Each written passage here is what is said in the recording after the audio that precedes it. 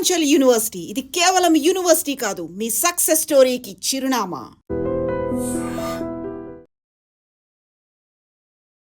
Hello viewers, welcome to iDream media. తల్లిదండ్రుల తర్వాత ప్రత్యక్ష దైవం ఎవరైనా ఉన్నారంటే గురువు అనే అందరూ చెప్తుంటుంటారు. అలాంటి గురువులే తమ వయసు, తమ హోదా అన్ని మరిచి కామ కోరికలతో కొట్టుమిట్లాడుతుంటే అలాంటి గురువులు ఏమనాలి? సో రీసెంట్గా శ్రీకాకుళం జిల్లాలో అంబేద్కర్ యూనివర్సిటీలో అసిస్టెంట్ ప్రొఫెసర్గా విధులు నిర్వహిస్తున్నటువంటి రామారావు యొక్క వ్యవహారం అంతా బట్టబయలు చేసింది. అదే యూనివర్సిటీలో ఇంజనీరింగ్ మొదటి సంవత్సరం విద్యను అభ్యసిస్తున్నటువంటి ఒక విద్యార్థిని. సో గురువుతో విద్యార్థులు ఎలా ఉంటారు?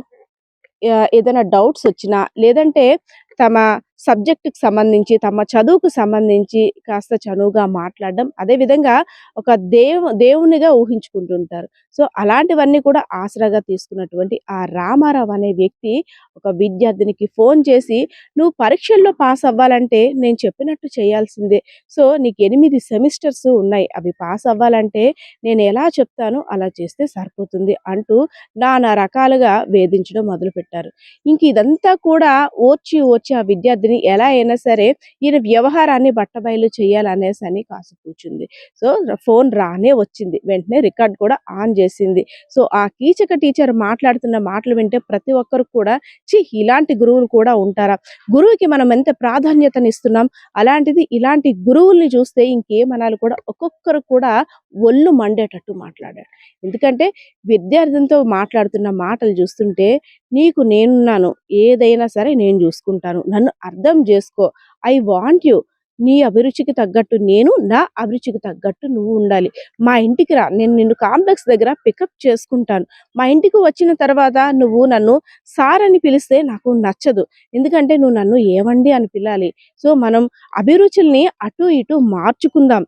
మనం చాలా విషయాలు చర్చించుకోవాలి, అది పర్సనల్గా కావచ్చు, ఇంకేదైనా కావచ్చు. నేను నీతో మాట్లాడలేకపోతున్నాను, ఎదురుగా ఉంటే చాలా విషయాలు మాట్లాడుతున్నాను అంటూ ఇంకా తన నోటికి వచ్చినట్లు తన వయసు, తన హోదా అన్ని మర్చిపోయి కూతురుతో సమానరాలైనటువంటి ఆ విద్యార్థినితో ఒక గురువు మాట్లాడాల్సిన రీతిలో కాకుండా కామంతో కొట్టుమిట్టులాడుతున్న వ్యక్తిలా మాట్లాడాడు.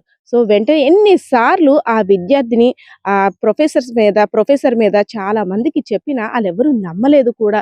సో మీరు ఇలానే చెప్తారు, టీచర్స్ మీద కంప్లైంట్స్ ఇస్తారు, ఇవన్నీ కామన్ అంటూ కూడా పక్కన పెట్టేశారు. సో ఎలా అయినా సరే నేను బట్టబయలు చేస్తాను ఆయన వ్యవహారం అంటూ కూడా ఆ ఆడియో క్లిప్ని అయితే మాత్రం యూనివర్సిటీలో ఉన్నటువంటి ఆ సిబ్బందికి అందజేసింది. ఒక్కసారిగా ఆ ఆడియో క్లిప్ విన్న వారంతా కూడా దిగ్భ్రాంతికి గురయ్యారు. సో ఇన్నాళ్ళుగా మనం ఎంతో గౌరవప్రదంగా చూస్తున్నటువంటి ఆ గురువు ఇలా చేయడం ఏంటని ఆ నోట ఈ నోట అంటా కూడా మాట్లాడుకున్నారు. సో ఎలా అయినా సరే ఆ గురువుపై చర్యలు తీసుకోవాలని అయితే మాత్రం అందరూ డిమాండ్ చేస్తున్న పరిస్థితి. ఎవరైతే విద్యార్థిని ఉన్నారో విద్యార్థిని తల్లిదండ్రులు కూడా ఆందోళన చేస్తున్న పరిస్థితి అయితే మాత్రం అక్కడ కనిపిస్తా ఉంది. సో ఆ గురువు విద్యార్థినితో మాట్లాడుతున్న ఆడియో క్లిప్ ఒకసారి వినేద్దాం. హలో, మీరు ఇప్పుడు చెప్పండి సార్. కాల్లో చెప్పాలా? చెప్పంటావా? చెప్పండి సార్. చెప్పండి. రేపు చెప్తాను. ఇప్పుడే చెప్పండి సార్, రేపటి వరకు ఎందుకు? మీరు చెప్తే కదండి సార్ నేను ప్రిపేర్ అవుతాను. రేపు వస్తా కదా, రేపు చెప్తాను. మీరు చెప్తే ప్రిపేర్ అయ్యి వస్తాను సార్, ముందు ఇప్పుడే చెప్పండి. రేపు ఎన్ని గంటలు బయలుదేరుతావు అక్కడ? మీరు ఫస్ట్ చెప్తే కదండి సార్ నేను ఎందుకు ఏంటని ప్రిపేర్ అవ్వాలి కదండి సార్. నువ్వు ఎగ్జామ్ ప్రిపేర్ అవ్వక్కర్లేదు, ఓకేనా? నువ్వు వస్తే నేను చెప్తాను.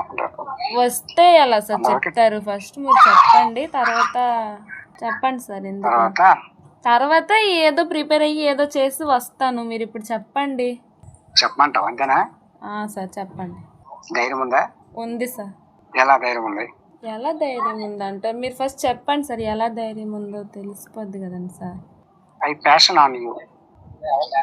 అర్థం కాలేదు సార్, మంచిగా చెప్పండి సార్, తెలుగులో మంచిగా చెప్పండి.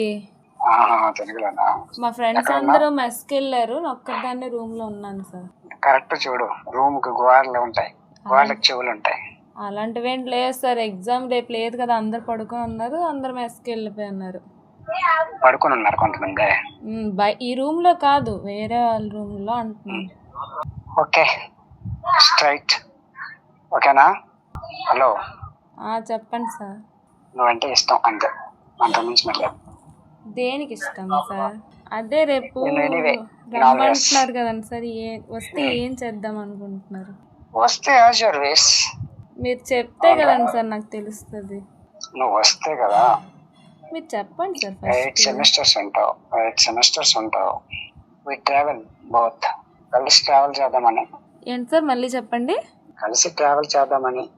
ఏం చేద్దాం అనుకుంటున్నారు? చెప్పండి సార్. తినగానే చెప్పండి, రేపు వస్తా కదా, వచ్చినప్పుడు చెప్తాను. రేపు వస్తే ఏం లేదు సార్, ఇప్పుడే చెప్పియండి స్ట్రైట్ గా. ఇంక రేపు వస్తే ఏంటి సార్? రేపు వస్తానని చెప్పాను కదండి సార్, చెప్పండి స్ట్రైట్ గా. నేను రేపు టైం వేస్ట్ చేయకుండా ఓకేనా, ఫేస్ టు ఫేస్ చెప్పేస్తాను. ఏం చెప్పేస్తారు సార్? ఇప్పుడే చెప్పియండి. రేపు ఇప్పుడు చెప్పాను కదా. అదే స్ట్రైట్ గా చెప్పండి సార్, ఏమనుకుంటున్నారు? నీ ఇంట్రెస్ట్ ఏంటి చెప్పు. నా ఇంట్రెస్ట్ కోసం ఏంటి సార్? నా ఇంట్రెస్ట్ ఏం లేదు, మీరు చెప్పండి సార్. మీరు చెప్తే నేను చెప్తాను సార్, అప్పుడు అది చెప్పను. I want you. స్ట్రైట్ గా చెప్పండి సార్, దేనికి ఏంటి ఎలా అని. అది వెంటనే స్ట్రైట్ గా చెప్పలేం కదా, మన తన జర్నీలో ట్రావెల్ని బట్టి ఓకేనా, ఇలా ఉండాలి ఇలా ఉండాలి, ఒకరి అభిరుచులు ఒకరి అభిరుచులు షేర్ చేసుకుంటాం. That's it. అది ప్రొఫెషనల్గా కావచ్చు, పర్సనల్గా కావచ్చు, ఎలా అయినా కావచ్చు.